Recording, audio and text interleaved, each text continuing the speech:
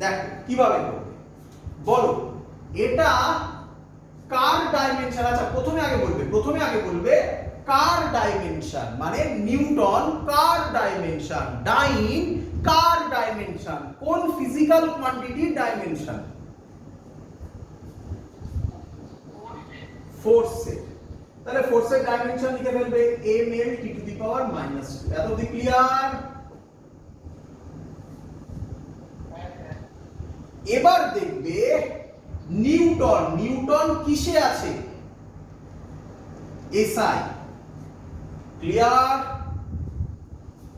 কোথায় যাবে? এরকম দাগ দেবে, অঙ্কে এরকম করবে। কোথায় যাবে? ডাইনে। ডাইন কিসে আছে? CGS এ। তোমরা কিন্তু এরকম ভেবো না, আমি কিন্তু পরের অঙ্কেই চেঞ্জ করব। তোমরা যদি কেউ ভেবে থাকো স্যার শেখাচ্ছে SI থেকে CGS কনভার্সন বা ভাইস ভার্সা, না, আমি SI থেকে যে কোনো প্র্যাকটিক্যাল ইউনিট যা ইচ্ছে তুমি যা দেবে সবেতে কনভার্ট করতে পারবো। তো যখন সেটা CGS হবে না, SI হবে না, অন্য কিছু ইউনিট হবে, তখন ওর জায়গায় লিখবে প্র্যাকটিক্যাল ইউনিট। কি ইউনিট লিখবে? হ্যাঁ, তো চিন্তা নেই, আমি একটা প্র্যাকটিক্যাল ইউনিটের অঙ্ক করে দেখাবো, চিন্তা নেই, আমি করে দেখাবো।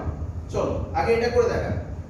তো প্রথমে আগে জেনারেল মেথড SI CGS লিখে ফেললে এরকম, তারপরে লিখবে, সব অঙ্কে লিখবে এটা n1 u1 n2 u2। বলো বুঝলে কিনা? ইজ ইকুয়াল টু বলো বুঝলে কিনা?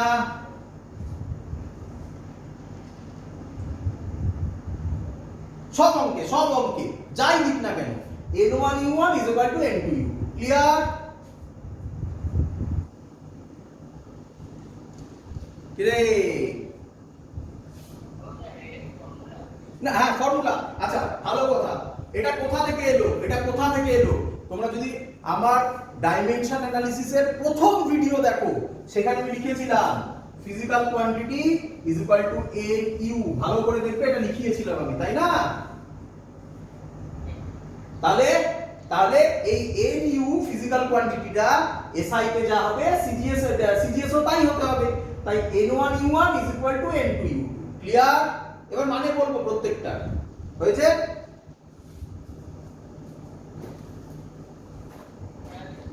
এই n1 হচ্ছে কোনটা? এই n1, এটা কার ঘরে? SI এর ঘরে লিখছো। এই 1 কে বলা হয় n1। তাহলে n1 কত বলো? 1। আর n2 কোনটা? এইখানে যেটা বসবে এটা হবে n2। বলো বুঝলে কিনা? চলো, u1 কোনটা? এটা হচ্ছে ডাইমেনশন কার, যেটা দিয়েছে ফোর্সের দিয়েছে, কিন্তু যেহেতু 1 আছে তাহলে এটাকে এরকম ভাবে লিখবে। দেখো 1 into m1 l1 t to the power -2 এর 1। বোঝো এগুলো দেখো এরকম লেখা হয় না আগে, এটা তো বুঝতে পেরেছো? ml t to the power -2, যেহেতু 1 আছে তলায় তাই 1 বসিয়ে দাও। বলো বুঝলে কিনা? চলো n2, তুমি তো n2 বার করতে হবে, তাহলে n2 কে n2 ই রাখবে, তাই তো নাকি? u2 কি লিখবে প্রথমে? এরকম লিখবে ml t to the power -2, যেহেতু 2 আছে 2 বসিয়ে দাও। বলো বুঝলে কিনা?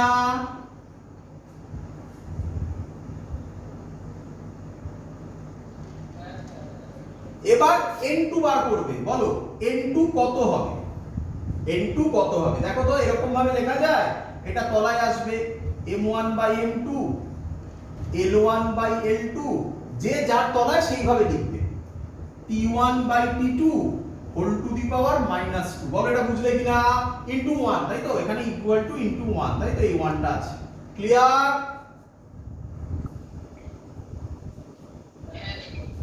চলো এবার সাইডে একটা চার্ট বানাবে। এখানে কি চার্ট বানাবে?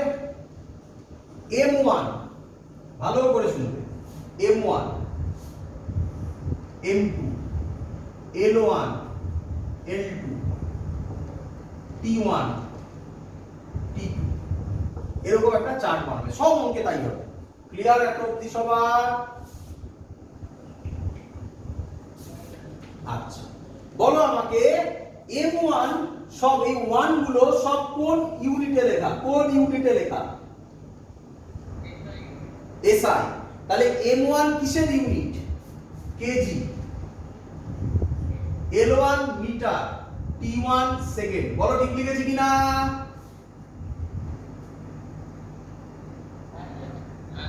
চলো mechanical wave M2 L2 T2, এই M2 L2 T2 এগুলো কোন সিস্টেমে লেখা? CGS। CGS এ M2 হবে গ্রাম, L2 হবে সেন্টিমিটার, T2 হবে সেকেন্ড। বলো ক্লিয়ার কিনা?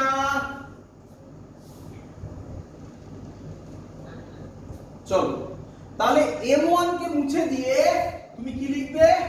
কেজি। M2 কে মুছে দিয়ে তুমি কি লিখবে? গ্রাম।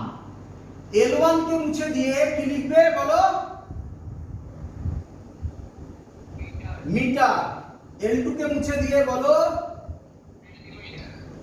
T1 কে মুছে দিয়ে বলো?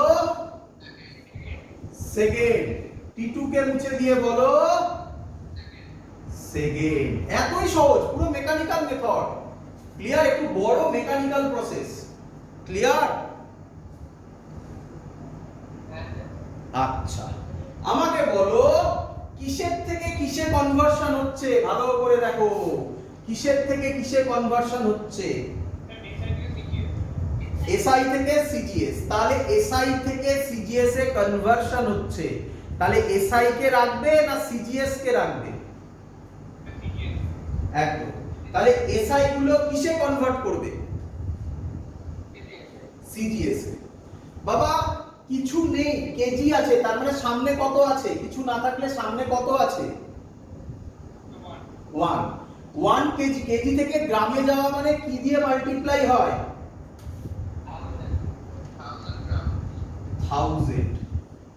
1000 গ্রাম। মিটার থেকে সেন্টিমিটার কিসে হয়?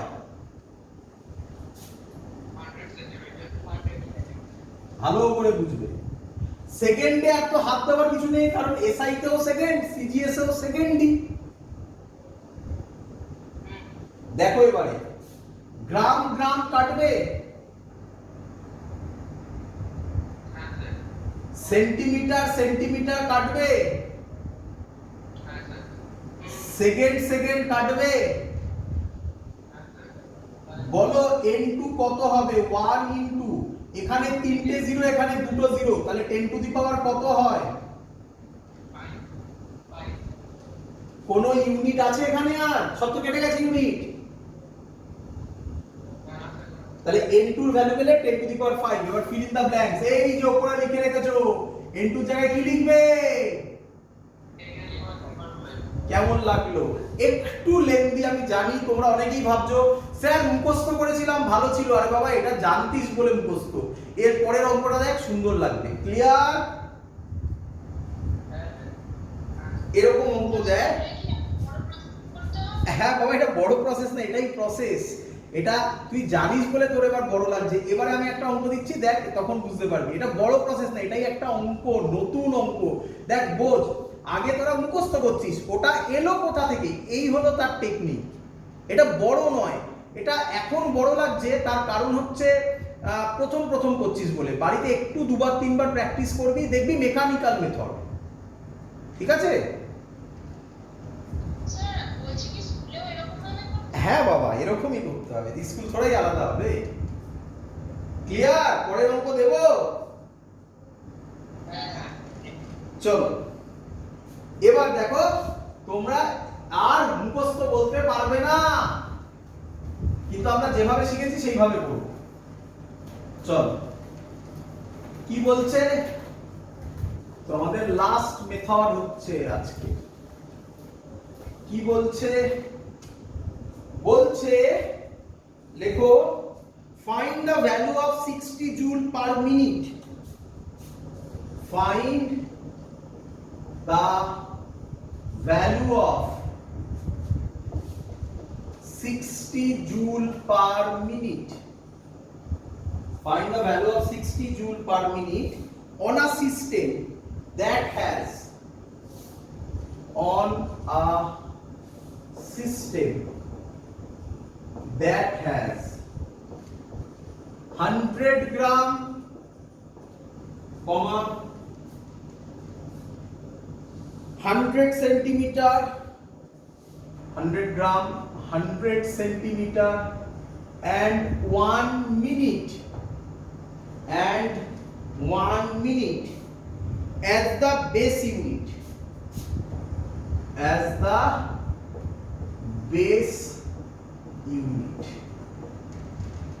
চলো এই হলো কোশ্চেন।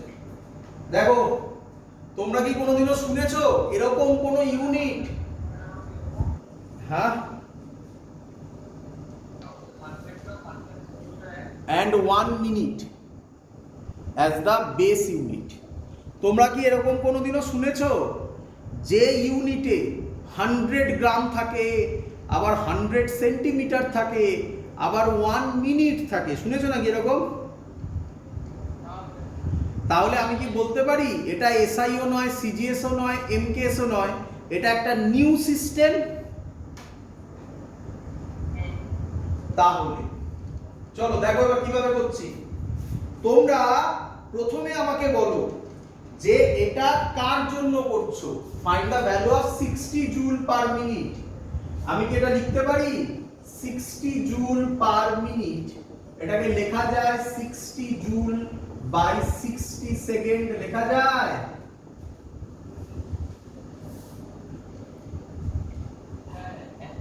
আচ্ছা, তাহলে বলো আমাকে 60 60 ক্যান্সেলড আউট হলে এটা হয় 1 জুল পার সেকেন্ড। তোমরা কি জানো জুল পার সেকেন্ড এটাকে বলা হয় ওয়াট, পাওয়ারের ইউনিট। ওয়াট কিসের ইউনিট? পাওয়ার। আগের অঙ্কটা কিসের ছিল? আগের অঙ্কটা ফোর্সের ছিল। এটা কিসের হলো? বুঝতে পেরেছো তোমরা? তাহলে পাওয়ারের ডাইমেনশন লিখতে হবে। পাওয়ারের ডাইমেনশন হচ্ছে ওয়ার্ক ডান বাই টাইম। জানো ওয়ার্ক ডান মানে এনার্জি, মানে ml square t to the power -2 by t।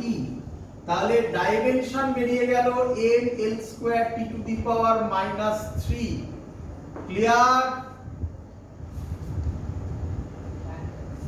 আচ্ছা, স্যার কি বলেছে? এসআই আর নিউ সিস্টেম। এবার কি আর সিজিএস হবে না নিউ সিস্টেম হবে? New system. বোঝো বোঝো, প্রথম একটু অদ্ভুত লাগবে, আমি জানি এই মেথডটা বাজে লাগে স্টুডেন্টদের, বাট করতে হবে বাবা। এই টাইপেরও কোশ্চেন আমি তোমাকে পাঠিয়েছি, দেখবে তোমাদের বইতে তোমরা পাবে। সেগুলো আমি জানি অনেক জায়গায় বলে মুখস্থ করে দাও, না এটা মেথড নয়, তোমাদের সবার বইতে এই প্রসেসেই করা আছে সব, এটা শিখতে হবে। দেখো কত সহজ জিনিস। এসআই নিউ সিস্টেম সবাই এত অবধি বুঝেছো? স্যার শিখিয়েছিল কি লিখতে? n1 u1 মনে করছে আশা করি সবার, ইজ ইকুয়াল টু যা ইচ্ছা অঙ্ক হোক না কেন এটাই লিখতে হয় n2 u2। বলো বুঝলে কিনা? আচ্ছা, n1 মানে এই যে দেওয়া আছে কত? 1 ওয়াট। তাহলে 1 ওয়াটের u1 এর জায়গায় কি লিখবো? ওয়াটের ডাইমেনশন হচ্ছে এটা m l l square t to the power -3। যেহেতু সব 1 আছে তাহলে এখানে 1, এখানে 1, এখানে 1। বলো সবাই শিখলে কিনা?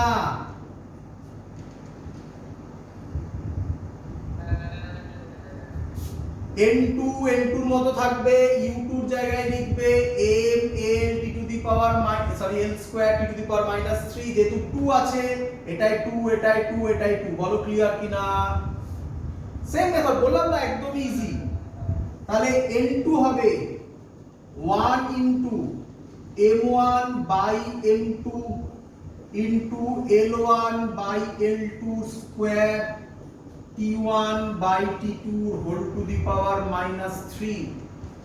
ক্লিয়ার সবার?